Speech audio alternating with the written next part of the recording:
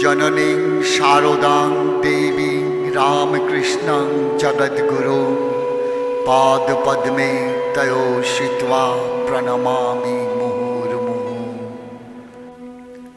शतरूपे शारदा, निवेदितार ध्रुव मन्दिर। लिखेছেন শঙ্করী প্রসাদ বসু। প্রথম ভাগ, ভারতীয় মাতা সম্পর্কে স্বামী বিবেকানন্দ মাতা শারদার কাছে নিবেদিতাকে সমর্পণ। স্বামী বিবেকানন্দর আহ্বানে ভগিনী নিবেদিতা ভারতবর্ষে এসেছিলেন ভারতীয় নারীদের শিক্ষাদানের জন্য। নারী ও জনগণ উভয়ের উন্নয়নই ছিল বিবেকানন্দের ভারতীয় জীবনব্রত, যার ওপর নারী শিক্ষার ভার স্বামীজি অর্পণ করতে চেয়েছিলেন। সতই তাকে উপযুক্তভাবে প্রস্তুত করার ভারও তাকে নিতে হয়েছিল। শিক্ষাতত্ত্ব কি তা মার্গারেট এলিজাবেথ নোবেল যথেষ্টই জানতেন স্বামীজির সঙ্গে সাক্ষাতের পূর্বে থেকেই। কিন্তু ওই শিক্ষানীতিকে ভারতীয় খাতে প্রবাহিত করতে হলে ভারতবর্ষ আসলে কি তাও জানা দরকার। তাই স্বামীজি প্রথমেই নিবেদিতা প্রভৃতি অনুরাগীদের নিয়ে ভারতবর্ষের নানা দিকে পরিভ্রমণ করেছিলেন। ওরা দেখেছিলেন হিমশিখরা সমুদ্র মেঘলা ভারতকে, বনরাজি নীলা নদী জপমালা ভারতকে, দেখেছিলেন জেলে মালা মুচি ম্যাথরের ব্রাহ্মণ শুদ্ধের ভারতকে, শোভায় শক্তিতে সম্পন্ন ভারতকে, শোষণে জীর্ণ কিন্তু গভীরে স্পন্দিত ভারতবর্ষকে। ভারতবর্ষের রূপরেখা দেখার পরে মার্গারেটকে জানতে হবে ভারতীয় নারীকে। ভারতীয় নারীর আদর্শ কি? পাশ্চাত্যে স্বামীজি অক্লান্ত কণ্ঠে ভারতের নারী আদর্শের কথা বলেছেন। ভারতের জননী আদর্শ নারী, মাতৃভাবে ইহার প্রথম ও শেষ কথা। ভারতে ঈশ্বরকে মা বলিয়া সম্বোধন করা হয়। পাশ্চাত্য পৃথিবী নারীর জায়াভাবকে প্রধানত গ্রহণ করেছে। সেখানে মাতৃভাবের প্রতি উপেক্ষা বা অবজ্ঞার সীমা নেই। সেই অবজ্ঞার স্বর যেন স্বামীজির আদর্শ প্রতিমাকে বিদ্ধ করেছিল।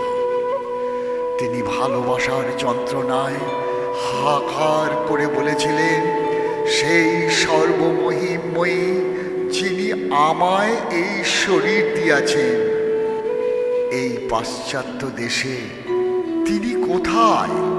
কোথায় তিনি, যিনি আমার প্রয়োজন হইলে বারবার জীবন দিতে প্রস্তুত? কোথায় তিনি? আমার প্রতি যাহার স্নেহ অফুরন্ত, তা আমি যতই দুষ্ট বা হীন প্রকৃতির হই না কেন। ধন্য আমাদের জননী। যদি মায়ের পূর্বে আমাদের মৃত্যু হয়, তাহা হইলে মায়ের কোলে মাথা রাখিয়াই মরিতে চাই।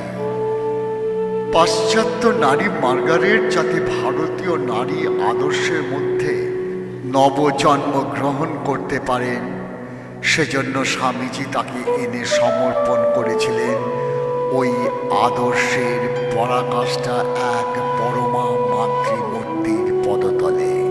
তিনি আর কেউ নন, জননী শারদা দেবী। স্বামীজি প্রেরণার উদ্দীপ্ত মুহূর্তে ভারতীয় নারীর আদর্শ প্রতিমা রূপে 3 পৌরাণিক চরিত্রের নাম উচ্চারণ করেছিলেন: সীতা, সাবিত্রী, দময়ন্তী। এরা নারীর 3 আদর্শের বিগ্রহ। এদের মধ্যে সীতাকে স্বামীজি মাতৃত্বের প্রতীক বলে নির্দেশ করেছেন। সীতার মধ্যে অবশ্যই মাতার ধরিত্রী সহন ছিল, কিন্তু নিখিল মাতৃত্বে তিনি প্রতিষ্ঠিত নন। তিনি বিশেষভাবে লব কুশেরই মাতা। বিশুদ্ধ মাতৃত্বের প্রকাশ তখনই ঘটবে যখন সেখানে বাৎসল্যের পিছনে রক্ত মাংসের বন্ধন থাকবে না। যশোদার ছিল সেই ভালোবাসা যাকে বলা হয়েছে প্রতীক বাৎসল্য, কারণ কৃষ্ণ তার নিজের সন্তান নন, কিন্তু সে ভালোবাসা তো স্বয়ং শিশু ভগবানের জন্য। অপরপক্ষে এই পৃথিবীর সকল মানুষের জন্যে, যাদের অধিকাংশই সামান্য সাধারণ দুঃখী দুর্গত, প্রয়োজন ছিল একজন মাতা, যিনি কবির কল্পনা নয় বাস্তব জীবনে এসেছিলেন এই আশ্বাস নিয়ে, আমি সত্যিকারের মা, গুরুপত্নী নয়, পাতানো মা নয়, কথার কথা মা নয়, সত্য জননী। স্বামীজি নিত্য অথচ ব্যক্তিগত মাতাকে জানতেন, কিন্তু তখনই অবরোধের দ্বার খুলে তাকে বহির পৃথিবীতে স্থাপনের সময় আসেনি। অথচ তাকে চিনতে হবে শুধু খোলা চোখ দিয়ে নয়, গভীর চোখ দিয়ে, এবং তাকে জানাতে হবে পৃথিবীর কাছে। স্বামীজি নিশ্চয় ভেবেছিলেন মার্গারেট সেই কাজে সমর্থ, তাই তার কাছে খুলে দিয়েছিলেন অবরোধের দ্বার। মনে হতে পারে স্বামীজি খুবই ঝুঁকি নিয়েছিলেন মার্গারেট নোবেলকে সারদা দেবীর কাছে এনে। নিবেদিতার মধ্যে ছিল জগৎ আলোড়নকারী শক্তি, ধাবমান অগ্নি। তিনি তাকে স্বামীজি এনে হাজির করলেন শান্ত কিরণ প্রদীপের সমীপে। কিন্তু স্বামীজি জানতেন তিনি কি করেছেন। নিবেদিতা অবিলম্বে দেখলেন, এ তো সামান্য প্রদীপের আলোক নয়, এ হলো সেই আলোক যা তখনও প্রকাশিত থাকে যখন সূর্য, চন্দ্র, তারকা আলোক দেয় না। নিবেদিতা বুঝলেন আলোকের আলোক যা, তারই উৎসের সম্মুখীন তিনি। কিভাবে নিবেদিতা তা বুঝেছিলেন তা দুর্গেয়, কিন্তু তার বোধের প্রমাণ প্রথমাবধি পাই তার পত্রাবলী থেকে। অথচ ভুল বুঝবার কারণ ছিল প্রচুর।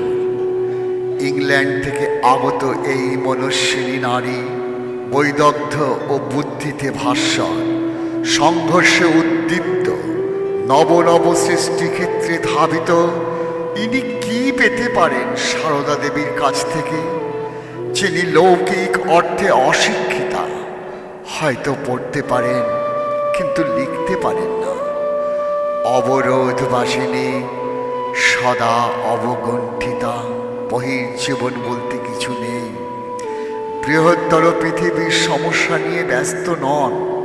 কেন মুহূর্তে নিবেদিতা বিজিত হলেন, যেখানে তিনি সুদীর্ঘ সংগ্রাম করে গেছেন স্বামী বিবেকানন্দের সঙ্গে পর্যন্ত। তার উপরে এসে পড়েছিল কোন নিঃশব্দ অথচ সর্বাত্মক আক্রমণ, যা তাকে অলক্ষ্যে পরাভূত করে পরাজয়ের আনন্দ গান তুলে দিয়েছিল তার কণ্ঠে। সারদা দেবীর একটি অপ্রতিরোধ্য পরিচয় মার্গারেট নোবেলের কাছে অবশ্য ছিল, তিনি তার গুরুর গুরুপত্নী। এই পরিচয়ের প্রতি লৌকিক নমস্কার তিনি অবশ্যই জানাতে বাধ্য ছিলেন, কিন্তু একটি প্রশ্ন তার মনে জাগরুক ছিল। রামকৃষ্ণ যদি এই পৃথিবীতে ঈশ্বরের আবির্ভাব হন, তাহলে তার পত্নীর মধ্যে অবশ্যই ঊর্ধ্বতর শক্তির প্রকাশ থাকবে। নিবেদিতা সেই উত্তরের সন্ধান করেছেন। যদি যথাযোগ্য উত্তর তিনি না পেতেন, গৃহীত আনুগত্যের জন্য হয়তো সরে গিয়ে ভাববার চেষ্টা করতেন।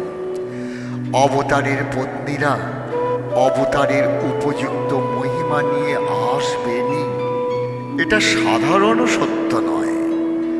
পূর্ব নির্ধারিত ধারণা শৃঙ্খলে বাঁধা পড়ে না পৃথিবীর বাস্তব সত্য, কিংবা তিনি সংশয়িত বিশ্বাসের সঙ্গে ভাবতেও পারতেন ও বস্তু উক্ত নারীর মধ্যে আছে।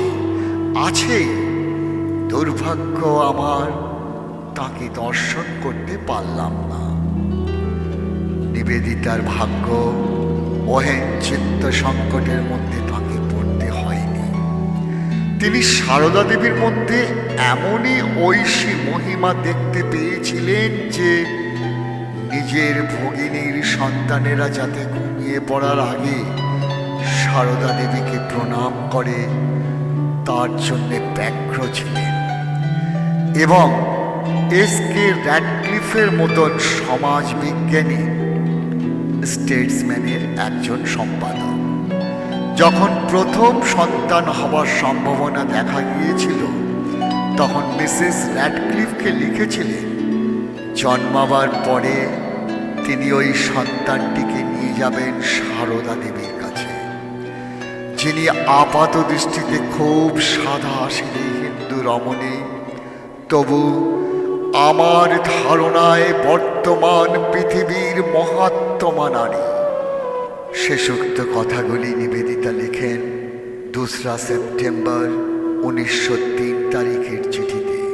তার অনেক আগে সারদা দেবীর সঙ্গে প্রথম পরিচয়ের অল্পদিন পরে 22 মে 1898 তারিখের চিঠিতে তার বিষয়ে বিস্তারিত বিবরণ দিয়ে শেষে লেখেন, তিনি অনাড়ম্বর সহজতম সাজে পরম শক্তিময়ী মহাত্মা এক নারী। 2 পত্রের মধ্যে ব্যবধান কিছু বেশি 5 বছর। এই সময়ের মধ্যে নিবেদিতা সারদা সম্পর্কে ওয়ান অফ দ্য গ্রেটেস্ট থেকে দ্য গ্রেটেস্ট এই ধারণায় পৌঁছে গেছে। পত্রের সাক্ষ্য তাই বলে। আমরা যোগ করব, যদিচ পত্র সাক্ষ্যে আমরা 5 বছরের ব্যবধান পাই। বস্তুত পক্ষে অনেক আগেই তিনি ওই ধারণায় উপনীত হয়েছিলেন। यथाग्निर्दायिका शक्ति रामकृष्णे स्थिता